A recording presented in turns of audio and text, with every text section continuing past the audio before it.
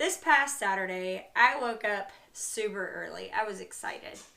I poured my cup of coffee, I took a shower, got dressed, and then I went in to wake up Jason.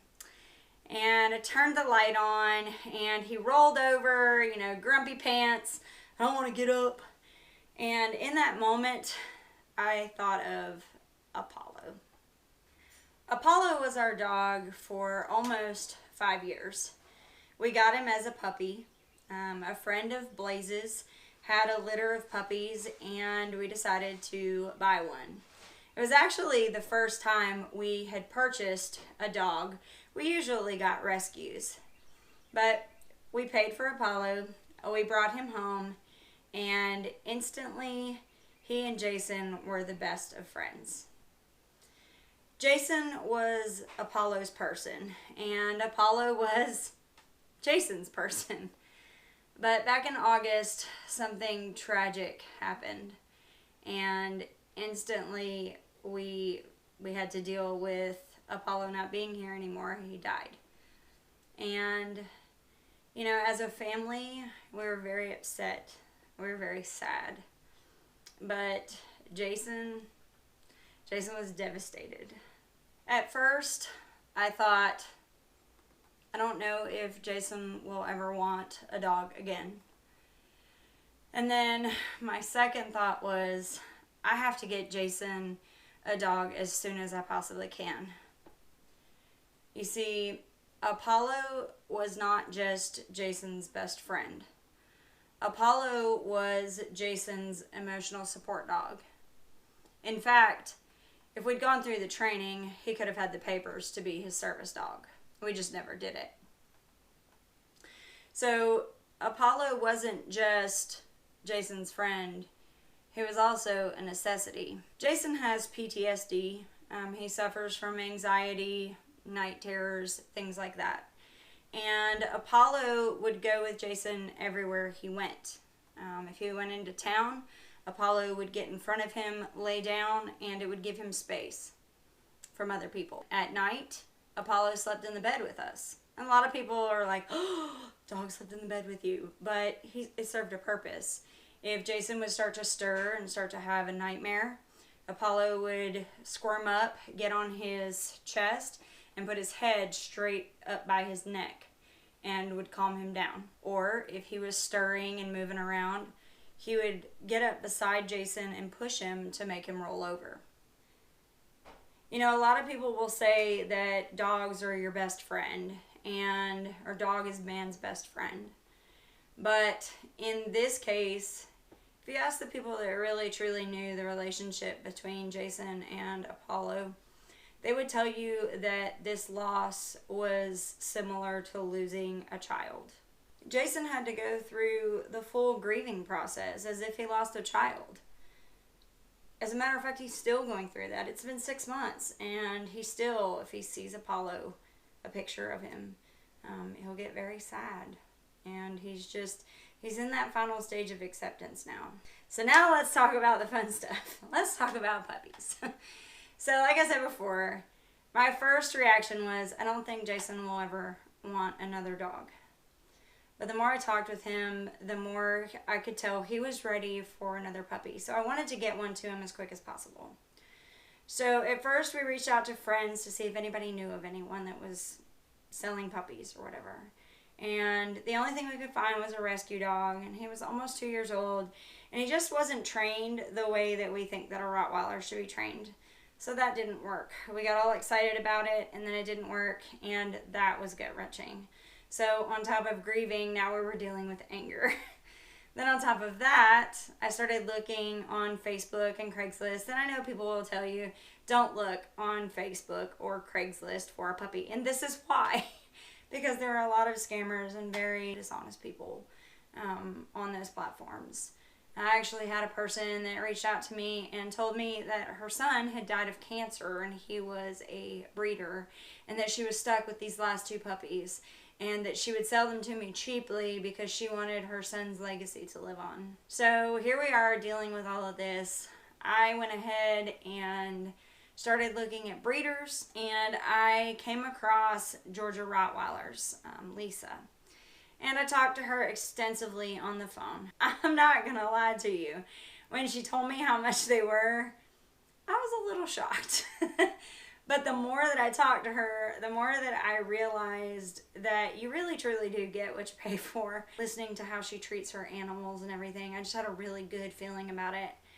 And so the next step was convincing Jason, because we had always gotten rescues. We'd never really spent a whole lot of money on a dog before. It was surprising that it was easier than I thought. We rode up to her house, took a look at her breeding property that she has and all of her breeders, and instantly Jason was sold. He wanted to get a puppy from this lady. So we went ahead and put in our deposit. There was a female that was going to be bred the following week, and that would have put us having puppies born right around the Marine Corps birthday, which Jason was super excited about, which would mean that we would have the puppy right before Christmas.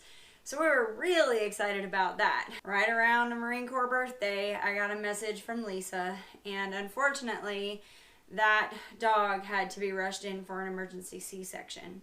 And she lost a few of the puppies, and there were no males available from that litter.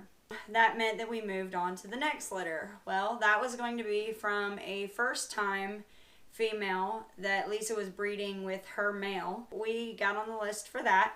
That was supposed to be in the end of December. We thought we would be good. We'd have the puppy mid-January. The end of December came and went, so she didn't have any puppies at all. So I reached out to Lisa and I was like, I'm getting really frustrated with this. This is really hard. She said, I understand. Chloe is supposed to have her puppies in the middle of January. Would that be okay? And I said, yeah, I mean, we've waited this long. Let's go ahead. We'll wait until Chloe has her puppies. So the morning of the 15th, I got a text message from Lisa. And she's like, great news, the puppies are healthy. Bad news, they're all female. And I was like, at that point, I just couldn't help but laugh, but in frustration. Like, what am I supposed to do? How am I supposed to tell Jason that we still don't have a puppy? So I asked her, I said, well, do you have any females available? And she said, yeah, I do. I have one left. And I said, could we get the female? And she said, sure. So I talked to Jason, and at first he was a little, not really sure. But he decided that he'd waited long enough, we would just go ahead and get a female. Lisa was great through the whole process. Week 1, she sent us pictures, just these little lumps of black fur all cuddled together. It just looked like one big lump of black. Then week 2, we got another picture, and the lump had gotten bigger. Eyes were still closed, but you could see more of like puppy shapes. Then by week 3, they were up and moving around. And by week 4, man, we had pictures of puppies like walking all over the place. So on week 5, we were able to go up to her place and go pick out our puppy because we got first pick. Well, it was also the same Saturday that Ben and Meg were coming. So we told her that we needed to be there super early. We were going to be there at 8, which meant we needed to leave our house at 6. So we got up, got dressed in the dark, drove up there. We went and sat down on the ground. All the puppies came walking around, and then there was this one little puppy. And she walked around. She saw Jason, and she climbed right up in his lap, sat on his thigh, and never left. Jason had to pick her up to look at her and kind of make sure that she was the one that he wanted, but she had already chose him. So then it was time for us to go back home, which was kind of sad because, we wanted to take the puppy with us. But she still had one more week to be with Mom and kind of get weaned completely. That week was excruciating.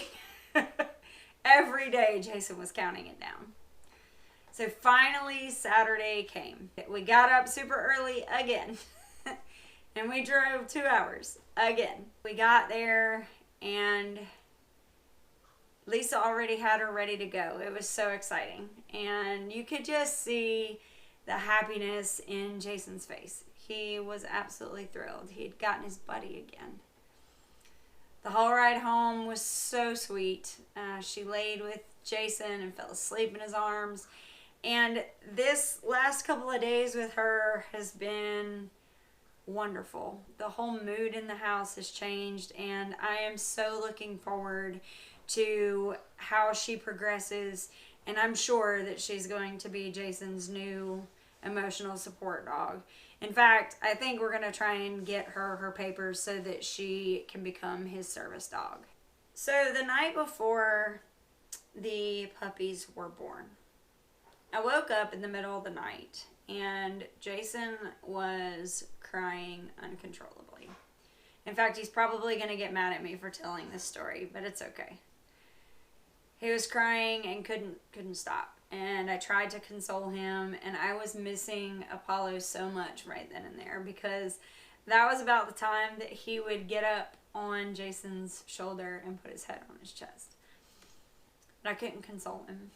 And I asked him what was wrong, and he wouldn't tell me. So the next day is when I got the phone call that the puppies were born. And later that evening, after we had decided that we were going to get the puppies, Jason asked me, he said, "Do you want to know why I was crying?" And of course I wanted to know. I wanted to try and help him. And he said, "Apollo came to me last night in my dream. And he said goodbye. But that he would see me again soon." He said, "I knew that the puppies were born last night. I knew that one of them was going to be my new friend." So, if you weren't on our live stream on Saturday and got to meet her then, this is Lagertha. Say hello to everybody on YouTube. Say hello. Don't bite my hair. I know, it's so pretty. So if you liked this video, definitely make sure that you subscribe and ring the bell for notifications, because we are going to be doing a series on all of the different things that we introduce Lagertha to on our farm. It's going to be pretty interesting to see how she reacts to chickens and pigs and ducks and everything. So I hope that you enjoyed this video. It was definitely one that needed to be made. We wanted to make sure that we did justice to Apollo. He served our family so well, and we loved him so much that we felt that we kind of needed to do a video like this to just talk about how wonderful he was and how wonderful this puppy's gonna be next. All right, say bye to everybody on YouTube. Say bye. God bless y'all. Have a nice day.